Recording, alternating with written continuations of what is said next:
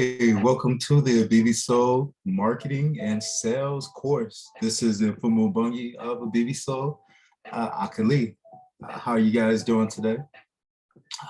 Just as we promised, we do have our books of the day. First, we'll be examining Blood in My Eye again by Brother George Jackson. We are a revolutionary organization, and we are building responsible revolutionary business people. All of those who wish to dismantle the systems of capitalism and come to further understand our economic disparities as, I like to say, third world people, pick up that book.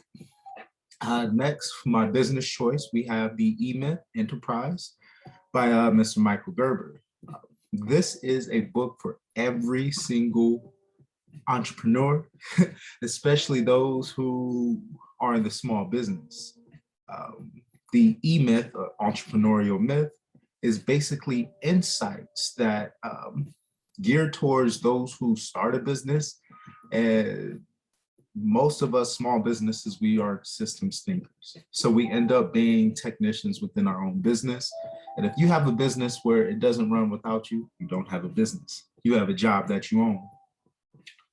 And third book on the shelf, we have Malcolm X, as told by Alex Haley. Now, this is a beautiful autobiography. Well, I can't say autobiography because he didn't write it, but it's a beautiful story about the transition of a reactionary to a revolutionary. Understanding the many spiritual, mental, and all around the change that happened within us for us to transition from just being a reactionary, someone that responds to things always happening to us, to a revolutionary, someone who fights and plans and organizes for change. As always, we got the water. This time I'm carrying it in my gallon mason jar. You'll see me periodically grab that from time to time. I hope it doesn't break your focus, but I have a thirsty brother. And then the art choice for today is a wood carving of Ezurlie Dantor. So this is a revolutionary organization. We are about the serious business of revolution. Ezurlie Dantor relates to the Haitian Revolution. It is one of the only revolutions where African people fought and killed for the freedom. We defeated the French, the Spanish, the Portuguese at the height of their power. These are people who were formerly enslaved Africans. Matter of fact, many of the problems Haiti is experiencing today is a direct result for their rebellion. Because remember, Haiti was one of the richest slave colonies, mostly for its sugar and rum. And what really prompted the revolutionary struggle there is that's where we had it the worst. I don't know if y'all know much about sugarcane, but the leaves in the sugar plantations are very thin and very sharp. So people day in, day out getting cut by razor leaves, sweat and everything just burning. It was the worst torment any human has gone through. The Ma'afa, the Black Holocaust. And the blood and bone, you know, the Bone Brothers, the Haitians, they are some of the hardest brothers and sisters you will ever meet. Now, the story of Ezurlie Dantor is she is a aspect or goddess of voodoo, Voodoo, representing motherly love and protection. And once we united under the aspect of God in the sense of motherly love and protection, that's when we organized and fought for our liberation. Side note, and this is, I am unapologetically Black. So it's going to exude, it's going to come out of everything I do. You're going to be like, that Black stuff again. But here we go. This is my theory on Ezurlie Dantor. When the men realized that they had to look for their women and their children for protection. Think about that. I am stronger than my wife. I am stronger than my baby. So if I have to look for them for protection, that tells me that there's something there's something very wrong. And with that concept, that's what brought out that But yeah, study the Haitian Revolution. But off on that, welcome. I hope you all have had a great week. Um, we are still running our special for the BB Marketing and Sales course. This is more or less a training program to develop marketing and sales professionals to be able to effectively operate their businesses. Whether you're a professional in the sense that you want to be a consultant, or if you want to understand basic principles of marketing and sales to better get your products and services into the hands of your consumers. You know, what are we in business for? Like, all businesses are marketing systems. So if you cannot effectively market, you're not in business. And everything in life is based on sales. Even this interaction we're having right now, getting you to sit down and to listen to me, I literally had to sell myself as to being a person that is worth listening to. But today we're going to be talking more about developing our marketing plan and marketing strategy. You've already seen the last video about the marketing plan, marketing strategy. If not, I will leave a link here. So I don't want to rehash it. However, I want to give this opportunities. It's all about opportunities to also display our course workbook. Now you can purchase the digital or the print text, because some of these concepts you really have to drill, learn, and understand.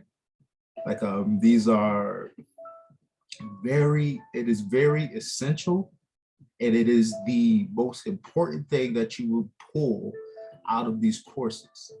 And the reason for providing you the textbook, so you can read and study this. So you have a point of reference every time you're working on a project to go back and reread and ground yourself. Have a source document where you can ground yourself in checking your work to make sure, all right, this is what this is meant for. These are my objectives with this marketing plan, or this is my objectives with developing my marketing strategy, and this is what I'm following. But this goes through everything essential in marketing and sales. So we're going to pull that up. I'm going to see if I can do screen share.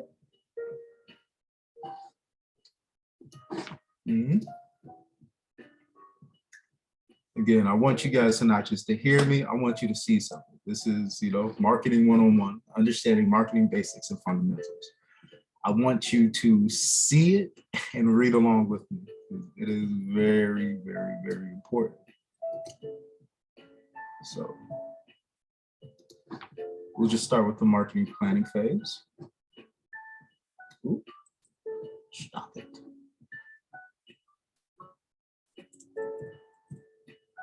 Okay. So marketing is getting people to believe that your products and solutions are important and they deliver a better value than the competitors. Again, marketing is getting people to believe that your products, services, solutions, whatever you call it, are very important and that you deliver them a better value than your competitors. It is literally an investment in the most critical component in any organization. An investment being that when you start your marketing programs, like, this is business. Like, yes, it's nice to see an immediate turnaround on your investment, but it takes time. I see a lot of us, especially when we're just starting out, we have an unrealistic outlook on how much time and energy we would have to spend to make this a worthwhile investment. And we quit, we sell, we give up early. But that is the point about the marketing plan, because you'll see that part of the marketing plan and your strategy, you have a measurement phase. So you give it in a lot of time period, that you measure it as you go. So it's checks and balances. A good marketer has to adapt to challenges such as changes in competition, changes in tech and innovations, and new products. We're also impacted by external factors like economic conditions, like COVID-19 shutting everything down, regulatory environment. Also, when you're hit with different regulations, when Congress passes down mandates, laws, whatever, that, regulates how the carbon emissions that you're allowed to release in your plant. And then consumer behavior, basically how people respond, or how your consumers, those who are buying your products, respond to your products and services. So these are things that affects companies. But a well thought out marketing strategy, a written marketing plan, literally helps you better adapt to those changes. It's basically a roadmap. You know, and you have your detour. So if this happens, I can, boom, all right, go this route, done. All right, there's the bridge is closed. Okay, I see this coming. Here's a little detour, follow that, gone.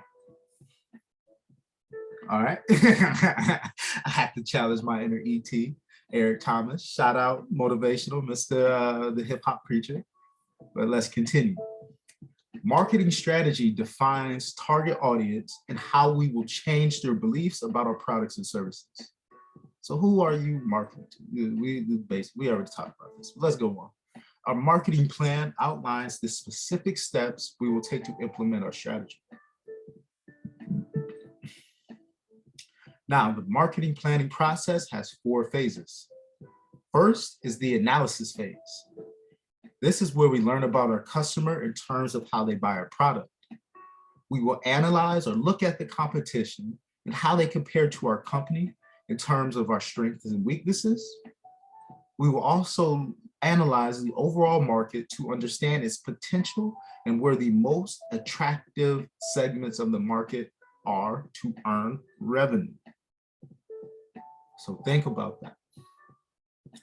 Marketing is really about analyze and looking at. So this is thinking. You know, a lot of people are, I want action, I want action, I want action, I want action. And action is key. But this is a thinking game. This is a planning game. This is a planning process. So this is where the time comes in. This is when you want to sit down and see, predict, based on the research you collect, how things are going to go and plan around that. And this, again, the end goal, to earn the most revenue, to get the highest return on your marketing investment. That's all I'm about. Maintaining market share and getting the highest return on my investment. And I say maintaining market share other than growing market share, because growing market share, that's more like, that is marketing programs and tactical programs and things we put in place. But I'm working my power base. You know, we are a revolutionary organization. What is my power base? People in need of revolution, Black people. That's my power base. That's what, you know, I work my power base. Sales, that teaches us basic sales, work your power base. There's a group of people that will support you. You just have to give them reasons, RTB, reasons to believe and to support you. And a lot of this is done through marketing. So that's where I work. So I'm about maintaining market share and then getting the highest return on my investment. Now, from the analysis phase, we move on to the strategy phase. This is where we use our analysis to make decisions around segmenting the market to target specific groups of those segments, and ultimately how we will position our products and solutions to win over customers. Said it simply, we use what we learned through looking at our analysis and make decisions around who are we going to go after. So depending on the product, since my base is Black people, who is the most attractive segment of the Black people in my target audience or in my population that will respond to specific messages? How the messaging is how we position our products to win them over. Give them the RTBs, the reasons to believe. Then from the strategy phase, we go to the tactical phase. This is where we will create marketing programs to execute our strategy. We will make decisions around our products and solutions and how they have to perform in delivering those benefits to our customers. We will set prices and create sales support materials and develop a marketing communications campaign. Okay. So the tactical phase again, we're creating programs to execute our strategy. This is where we make decisions. We are making decisions on how this has to perform. Let's give an example. Have y'all ever heard that product, the sponge brush? Get the little tight little coils in your hair. All right. So we'll just say that's the product. Now we're looking at, from what we know of our target audience, how they respond to the product and everything, we begin to make decisions on how this is to perform. So we have the sponge brush, we marketing that this is to give you that locked up look without having locks. We will set prices based on, a big one is convenience, the time and energy it takes and money you save from getting locks. And the sales support materials, brochures, advertising, any type of advertising really to get that message out there. The message being that using this is better than getting your hair twisted, because it saves you time, money, and energy. I don't know if you ever had your hair locked up. That's a couple-hour investment. I don't know if you ever had your hair locked up, but that is it gets expensive, especially when you get it locked up every 2 weeks if you want really nice locks. Some people do it at least once a month, and it's a lot of work. Locks are really tough to maintain. And so if you just want to play with the look while you're maybe deciding if this is a commitment you want to go through, use the sponge brush, more or less. Continue. From the tactical phase, we go to our measurement phase. Now, this is where we find out if we are achieving what we expected to achieve. Are we getting business from the customers we expected to get business from? Let's go back down. My apologies. This is stuff y'all want to see, the nitty gritty. Let's get back to it. Are we getting business from the customers we expected to get business from? Did they buy our products and solutions for the reasons we expected? The measurement phase helps us to know if we are getting a good return on our marketing investments. Going back to what we said in the beginning, right there, just right there.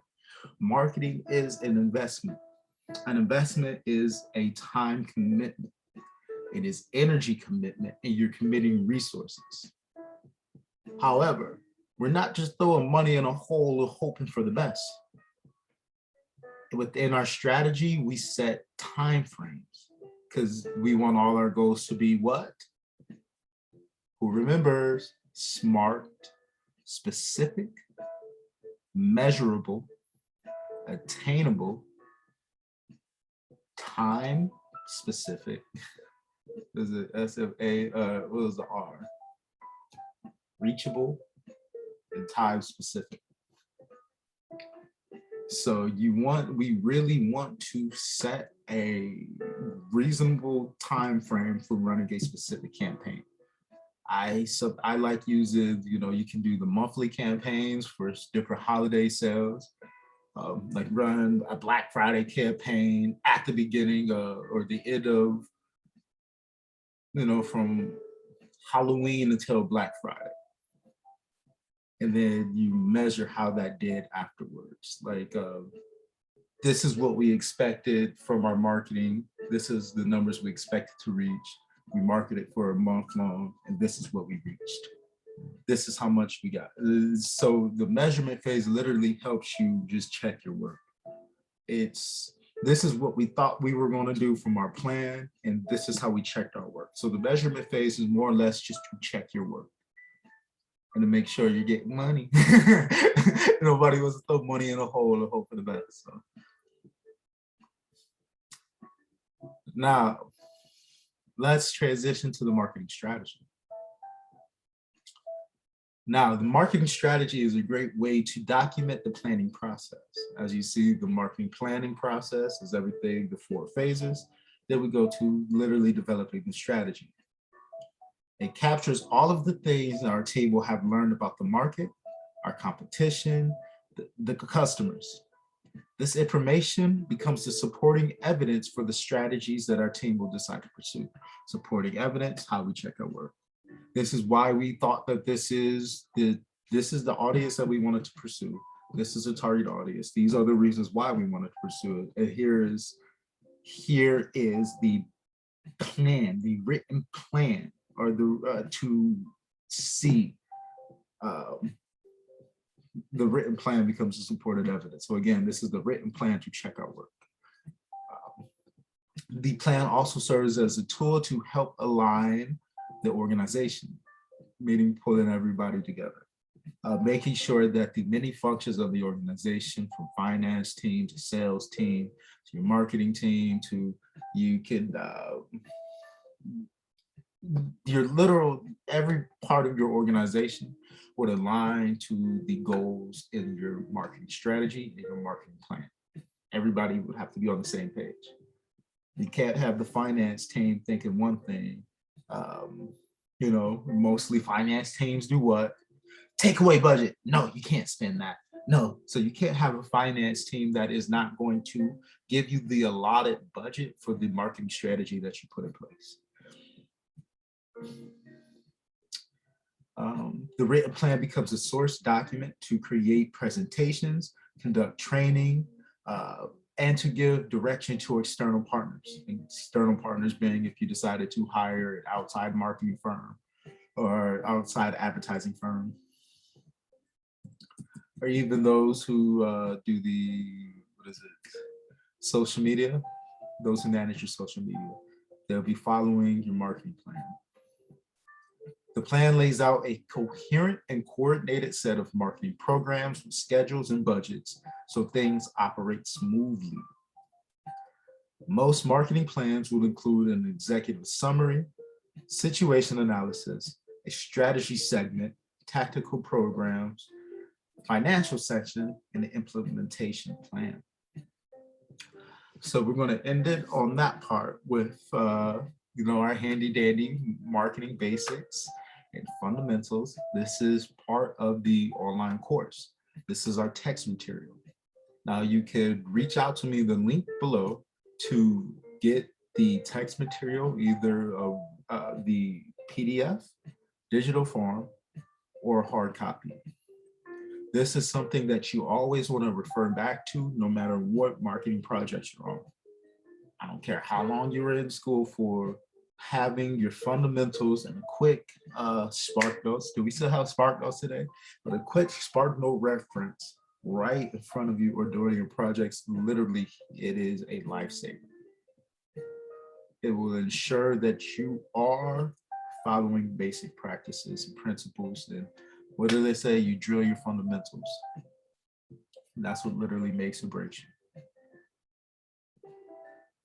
We do offer the template for free in our marketing and sales training course. But let's go to that. Go to the template now. And usually when you create your template, you can literally make a template using these things. And I like the easiest way to do it is to just make a slide, like PowerPoint presentation. I like Google Slides. And then make sure you include an executive summary, your situation analysis, a strategy segment, tactical programs, a financial segment, and implementation plan. I'll show you the one we put together. And this is for, we see Google Slides, and this is for a client that we're working with now.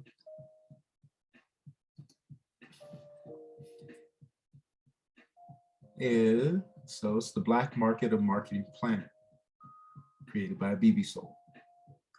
So this is what we're going to use to actually create our marketing plans today. So again, you could literally follow along, go to Google Slides, create a slide, make the titles for each of the slides, each part, like the executive summary, SWOT analysis, market strategy. So you could do that. And then you can follow along with me as you create your own marketing plan and marketing strategy for whatever you do. You could also support a brother Send me your information, send me your email, reach out to me, and just follow the links below. I'll send you all this, even the text material, so you have something to reference, because you'll see me constantly throughout the course, throughout my videos. I will always go back to reference those things. You know, I know I'm pretty sharp, but you can't remember everything. And I'm not, you can't remember everything. So I keep my Spark Notes available. So let's break down each point. Now, the executive summary, it is a brief high-level review of the plan. As it is a review of the plan, this is the part that you do very last. But it'd be the first thing. So after you get all your information, then you create your summary. That's the first thing they read. Again, a brief high-level review of the plan. Brief. You don't want to put the entire plan out there. Most people, especially those who are making financial decisions, they are busy. Busy. And you just need something to catch their attention. Then and there. So they can make a decision. This is something that I want to entertain more. You go to the situation analysis, and you see I kind of already started it, but it's just it documents all of your data about the company's strengths and weaknesses, marketing opportunity, the competition, and the customer. Your strategy, it outlines how you plan to segment the market and who you plan to target and how you position your products and services in the market. The tactical programs includes what products you will offer, prices you set, how you will promote your products, and how you will distribute them. The financial projections document your revenue projections and budget requirements. And this is big. This is where many of us fall off. This is the financial projections, especially if you're starting for a new business. It could be challenging. I always start with the operational costs and go from there. Look at like businesses saying what they're doing, but we'll get into that later. And then the implementation plan. This outlines the timing of your specific programs and who is responsible. So let's get it cracking. So we already started with the situation analysis. And again, this client, his name is Black Market. Now this is a Black supermarket that is here in Lincoln, Nebraska. They already have a location in mind. It came to me wanting advice on what is the best way to set up a grocery store or supermarket, not ever doing this before. And then I immediately looked at, let's put a plan together. Let's see what we can come up with. And that is the beauty of strengths and weaknesses.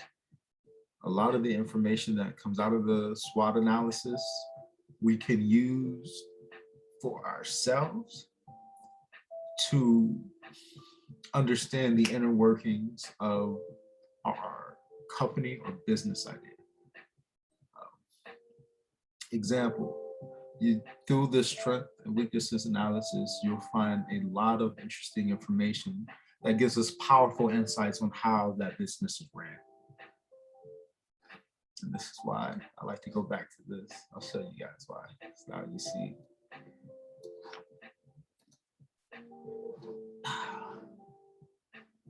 So we're going to go back to our source document or marketing 101, researching the competition. And you'll see from researching the competition through your SWOT analysis, like you will literally understand the inner workings or how they literally run that business. From there, everything is case, copy and steal everything. Busita Bakawayo, VT, he taught that's something that all businesses are really a copy of another business. There was somebody who sat there, looked at what someone was doing and put in place those same systems for themselves, just chasing or attracting sometimes that same audience, but or different segments of that audience. But case, copy and steal everything. Write that down. Like there isn't anything that has been found out in business that someone else hasn't already done. What do they say? Les Brown, success leaves clues, young man. Success leaves clues. So you could just look at the successful businesses or whatever industry you're in, see how they do it, learn how they do it, and then you try to do it as well and see where your success lies. But when we research the competition, and again, this is back from our marketing 101, understanding marketing basics and fundamentals. This is a powerful text. You know, y'all reach out and get this textbook today. Get this textbook today. I'm telling you, it comes in handy. But a competitor is anything that wants the same things that we do. It could be an individual, a company, or even a completely unrelated activity that distracts potential customers in our area. We need to understand our competition. We need to know which ones to focus on and which ones to avoid. We want to stay away from a competitor if they are much stronger than us. And this is, you know, it depends on that.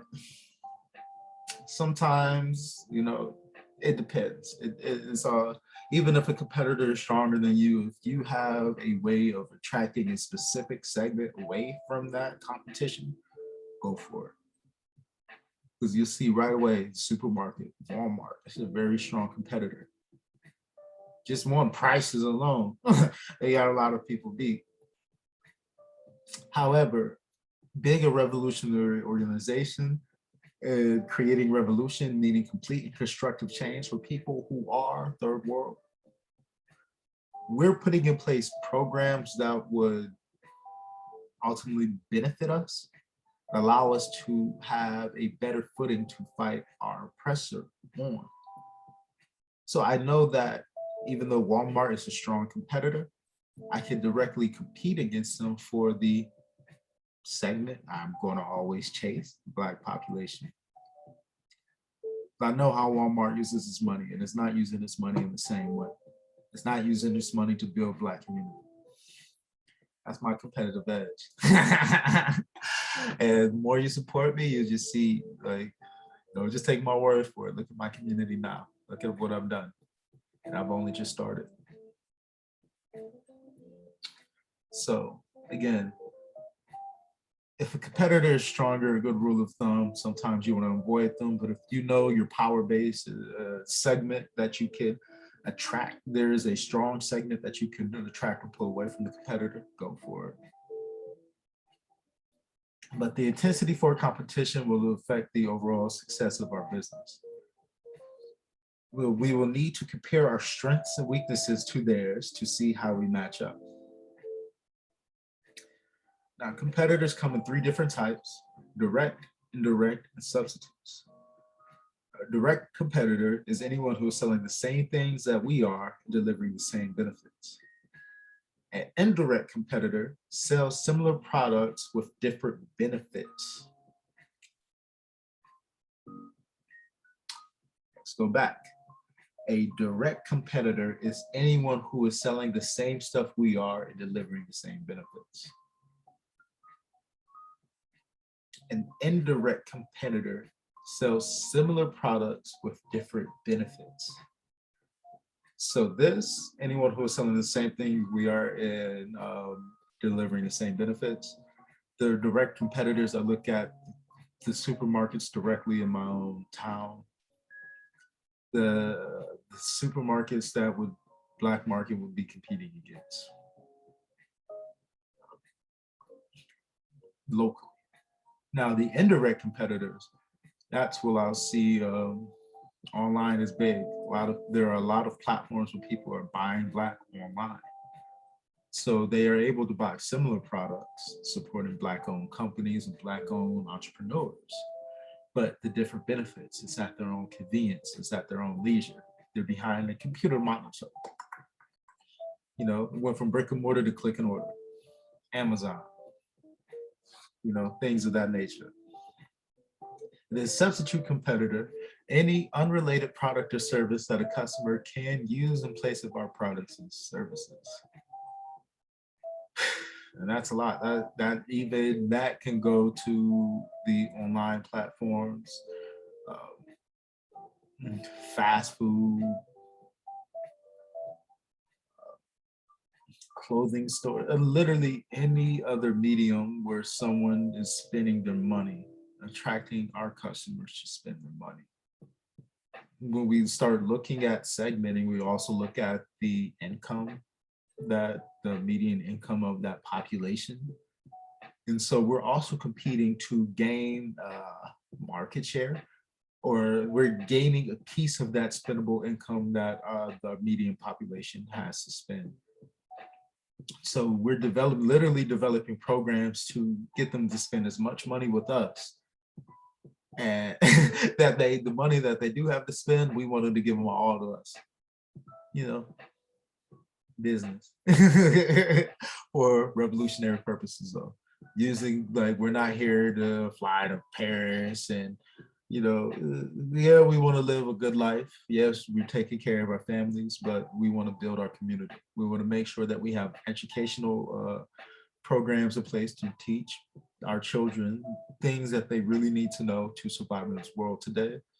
We want to ensure that we have built financial institutions, banks, credit unions, to continue to circulate the cash within our community, literally providing the means for us to continue to grow our economy, building Black businesses, hiring our own, training, and developing systems to just make us able to compete with the other nations of the world for resources. Revolution, that's what it is. People of the third world, we have no control of resources. So revolution is, again, complete and constructive change. You're going to understand that by the time you finish here. Complete and constructive change. The change being the ability to compete for resources, because we do not. And that's why we find ourselves in the, quote, third world, unquote.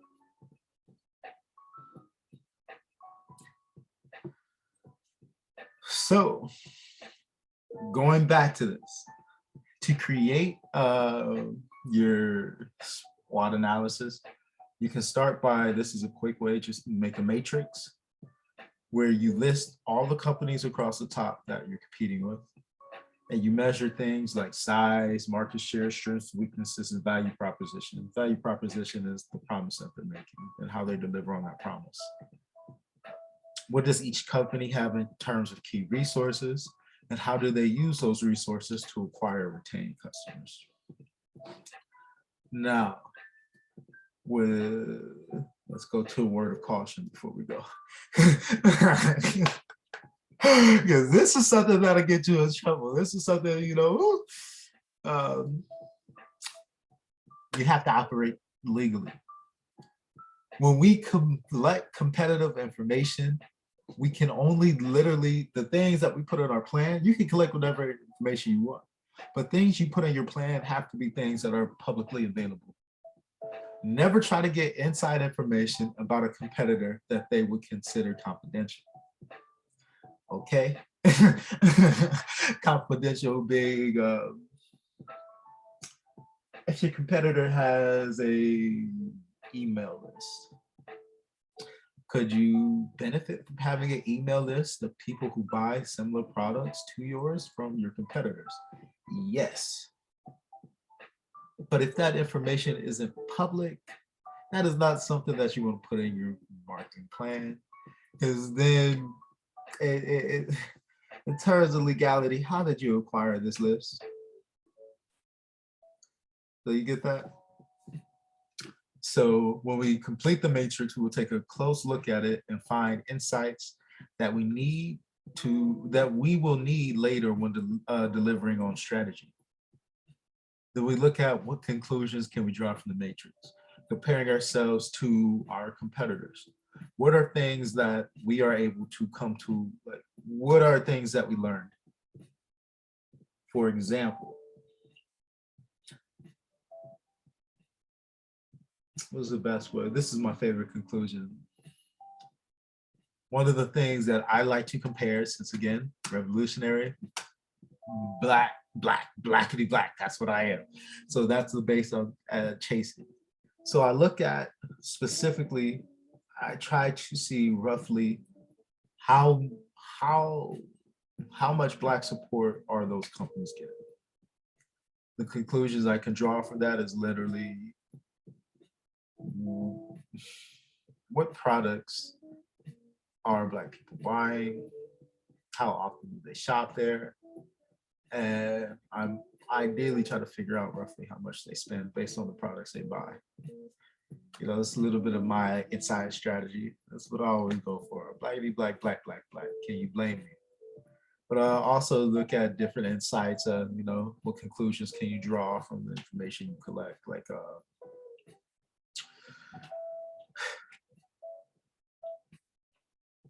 when you compare strengths and weaknesses, whether what strength is a strong online presence, you'll be able to deduce or realize that there are some companies that benefit from having an online presence and the ability to deliver. So as you're developing your market, you deliver products, like, you know, you can go to Walmart, some other local stores, you order, you can pick up to go. Conclusion that you can draw from, is that something that is feasible? Is that something that a lot of people do? And if that is a program that you want to also have within your own business, providing you have the resources. So by considering all of the possible ways our customers' needs can be met and satisfied by creating a strategy for handling the competition, we will create powerful advantages in the marketplace. Let's go back to this. And this is where the work comes in. This is literally where the work comes in. And this is why, like, I'm a market researcher. I do a lot of other things within the BB Soul organization, but this is what I really like to focus on, because this is the hard due diligence part that a lot of people want to skim over. When we enter in the business, more likely than not, small business, we skip our due diligence. We don't do the planning process.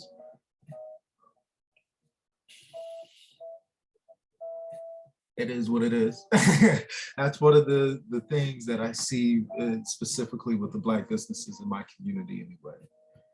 And really, once you start looking at the average cost for marketing research project, it gets pricey.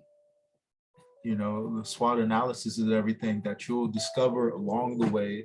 Like, there's a lot of basic things that you can cover, but just looking at the size, the number of locations that specific company has, and so there's definitely things that you can do basic research to find answers to and to come up with and draw your conclusions. Literally, the more information you have, the more accurate, or the more you can better predict certain outcomes. But all information is good, but the more you have makes you more accurate. But this is where that's where the time comes in. You know, finding out more specific information to better develop your strategy. And like, just take a look at some of the competitors here in Lincoln, Nebraska, where Black market is starting up. Like, we have Hy-Vee, Whole Foods, Super Saver, Aldi, Natural Grocers, Dollar Store, African Home Food Markets, Target, Via Home Market, Russ's Market, CVS, Walgreens, Vitamin Shop. And this is just in the same, like, this is, all these businesses are less than a mile away from this one. These are just as direct competitors. And you can find a lot of this information, like, is, you know, publicly available. Just do a Google search. So I started at this one. Let's see if I can move this. Grocery stores in Lincoln.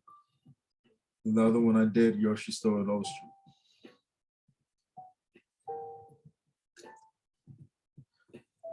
And voila. That's where I came up with my competitors, my direct competitors. It's where I can find my indirect competitors.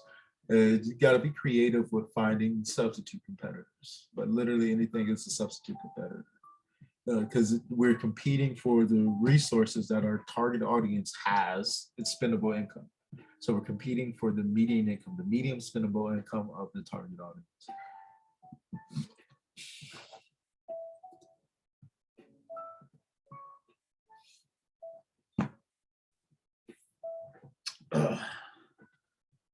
Oh, let me readjust.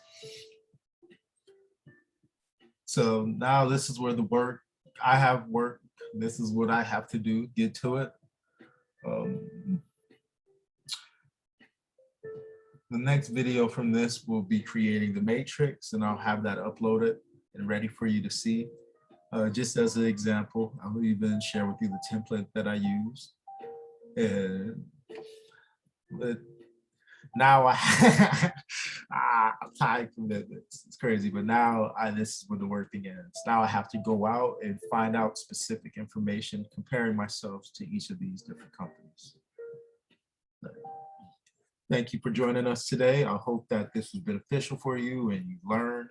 You are going to use some of this stuff and apply it within your own businesses, whether you're a consultant.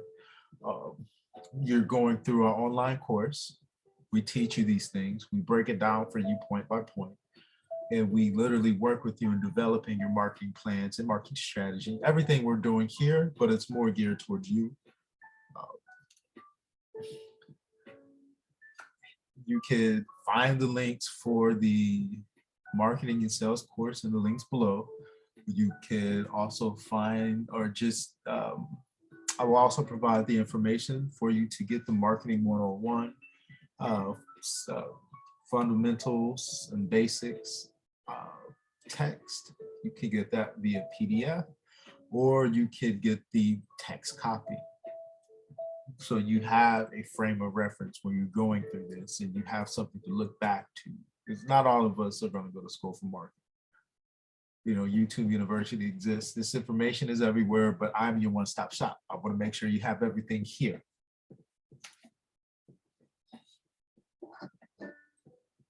Well, do we want to end it now? Can we get a raise of hand? I just looked at a tab. There's something else I want to run through really quick. I'll just make another video. I'll make another video. Because this second video is going to go more, we're going, since this is about the marketing research, since we are beginning a research portion of the marketing, we really need to dive in. Well, what is market research and how is it done? So we'll end this video here. The next one you see will either be from the developing our marketing strategy and putting it out there, or a SWOT analysis of the strategy, or the marketing research. You'll see it when you see it. Peace.